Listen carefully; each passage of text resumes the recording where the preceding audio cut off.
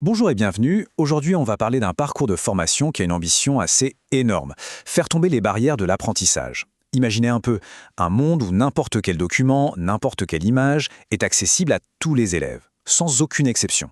C'est ça la promesse du concepteur universel des apprentissages. Et pour bien commencer, cette phrase de Maria Montessori, elle résume tout, non? Ce n'est pas à l'enfant de s'adapter à l'école, c'est à l'école de s'adapter à lui. L'idée, ce n'est donc pas de faire rentrer tout le monde dans le même moule, pas du tout. C'est de repenser nos outils, nos façons de faire pour que ce soit eux qui s'adaptent à chaque personne. C'est vraiment le cœur de la mission qu'on va voir ensemble. La mission, du coup, elle est super claire. Proposer un chemin bien balisé, étape par étape, pour tous les professionnels de l'éducation.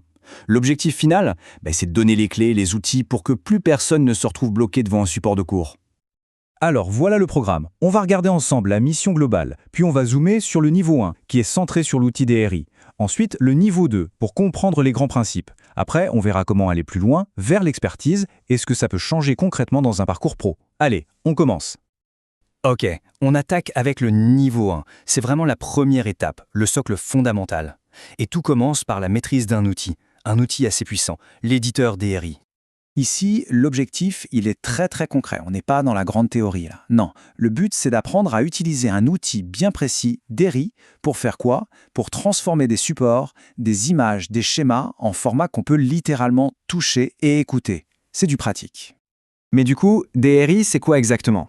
Eh bien, c'est une technologie qu'on appelle tactilo-audio. En gros, ça donne vie aux images. Prenez un élève qui galère à comprendre un schéma complexe en SVT ou une carte en géo. Eh bien, avec DRI, on lui ouvre une toute nouvelle porte d'entrée pour comprendre l'information. Pendant cette formation, les compétences qu'on va acquérir sont super ciblées. Ça va de l'analyse des besoins de l'apprenant jusqu'à la maîtrise totale du logiciel, le DRI Editor.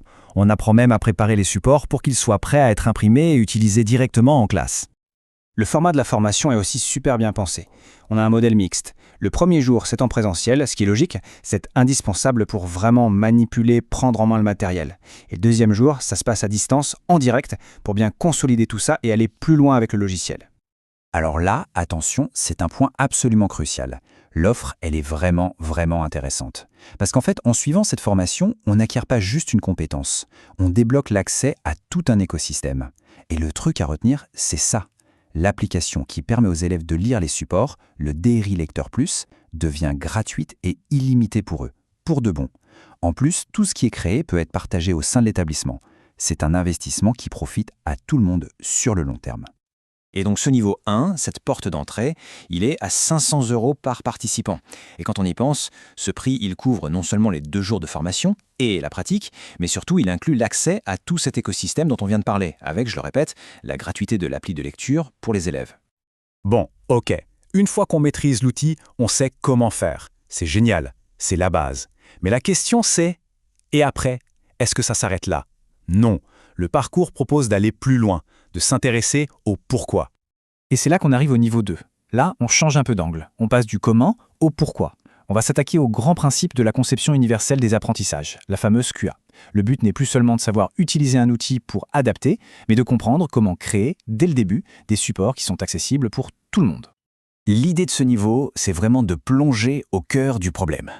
De comprendre pourquoi un document qui semble anodin peut être une aide précieuse pour un élève et un véritable mur pour un autre. On apprend à mettre des lunettes spéciales en quelque sorte pour voir ces obstacles invisibles et bien sûr pour les faire sauter. Du coup, les compétences qu'on développe ici sont plus stratégiques. Il s'agit d'analyser, d'identifier les points de blocage, d'adapter les contenus de façon plus globale. Le vrai but, c'est que ça devienne un réflexe, que cette manière de penser s'intègre complètement dans la pratique de tous les jours. Ce niveau 2, c'est une formation certifiante qui dure 21 heures. Elle est proposée à 750 € par participant. C'est un pas de plus, un investissement pour acquérir une vraie expertise stratégique sur le sujet de l'accessibilité. Et pour celles et ceux qui veulent vraiment devenir des références, des leaders sur ce sujet, eh bien, le chemin ne s'arrête pas là. Il y a encore les niveaux 3 et 4. Le niveau 3, là, on passe encore un cap. C'est super intéressant parce qu'on va non seulement approfondir la CUA, mais on va aussi commencer à jouer avec des technologies de pointe, comme l'IA, pour faire des adaptations encore plus poussées.